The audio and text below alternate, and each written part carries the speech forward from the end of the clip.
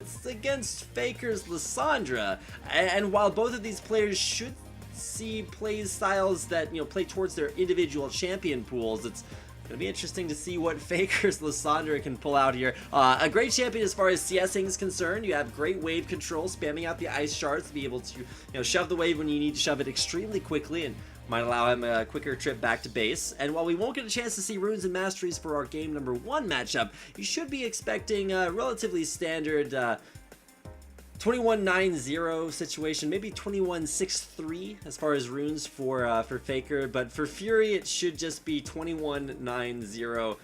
May put some extra points into mana regen, but you just want as much damage as physically possible. Definitely we're going to see points in Warlord there, and while Fury may be an 80 carry player by heart, he is going to be playing a Jarvan the 4th, whereas SKT's Faker, you can even see, you can't actually see Lissandra on his list of most played champions, but is a champion that he's played to great effectiveness previous seasons, so gonna be excited to see is Lissandra versus Fury's Jarvan the 4th. Of course, this matchup, probably one that you guys have been waiting for the entire night. I cannot say anything more about this, so instead I'm actually going to let Chex, OGN's writer, say it best. When asked about this matchup, he says he didn't need to comment on it. We all know who's going to win. Well, we'll see if Faker can pull out what is assumed to be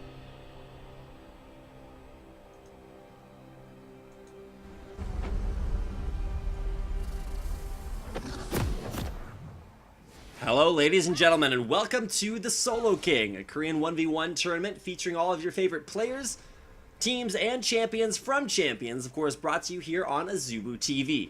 My name is Reed Rapid Melton, and we'll be hopping into game number 1 between Faker, the mid laner for SK Telecom T1, currently a team tied for 2nd in the season of LCK, facing off against Fury, 80 carry for Samsung, team currently winless at the bottom of the standings. So while they're 5v5 playstyles may have put them in their places in LCK this season, as far as 1v1s, we have yet to determine who will be the Solo King. Faker, favorite to win the tournament, of course favorite to win almost any tournament, but in the 1v1, anything can happen. We've seen some crazy turnarounds, particularly the series Eve versus Zephyr was an incredible 1v1 series to watch. So if you missed that, make sure to catch the VOD, catch the rebroadcast, and of course this tournament will be rebroadcast for European and North American audiences a little bit later on. So if you missed any of the action, you can catch the VOD here on Azubu TV/Azubu after the broadcast is done. So thanks for tuning in, checking things out here. We've seen an interesting level 1 strategy from, I believe it was Zephyr, who decided to walk all the way around through the jungle and kind of get an early flank off versus his opponent. But for Faker, we're actually seeing a Doran's Ring start, and this is the first Doran's Ring that we've actually seen as far as starting items picked up, because traditionally you want a more sustain heavy start to your lane phase, and Fury's actually going to do the same situation. Tries for the Dragon Strike, but instead he and Faker are just going to trade things out there. Martial Cadence auto attacks coming down, and Faker actually losing that all in, or losing that, not necessarily an all in, but losing that first couple of auto attacks, his first trades. Definitely going Fury's way. Now he's looking for another auto attack, but probably will be able to trade out a Dragon Strike when he gets back into range. So Faker getting melee auto attacked here by Fury is probably something that shouldn't happen until he hits level 2 and is able to close the distance. Doran's Ring start, like we said, very aggressive early on, but in a 1v1, traditionally not something you see too often, the early aggression. And while Faker will get a few free spell casts here and there, level 2 is hit by both players. Level 2 a little bit bigger for Fury because it does allow him that flag and drag combo. He's gonna go into it, does not get the knockup, but oh man, Ring of Frost forced out there by Faker to just keep the distance here. A lot of slow here. Faker with a perfect zone maintained between himself and Fury, but still taking a lot of damage. If he gets jumped on one more time, that is going to represent possibly kill potential. There is Ignite onto Fury, and you can see Faker playing this matchup very far forward. If he gets knocked up by this next Demacian Standard into Dragon Strike combo, I'm pretty pretty sure he's just straight up dead. Now, keep in mind, it is Flash Ignite versus Flash Ignite. And Faker, one of the only players to do this, at least I'm pretty sure he's the only one to do this on Lissandra, where you not only start with a Doran's Ring, but you're going to go Flash Ignite as well. Neither one of these players playing for the teleport game. Versus a Jarvan, Faker just saying, look, you want to play the all-in game versus me, he's going to play it right back.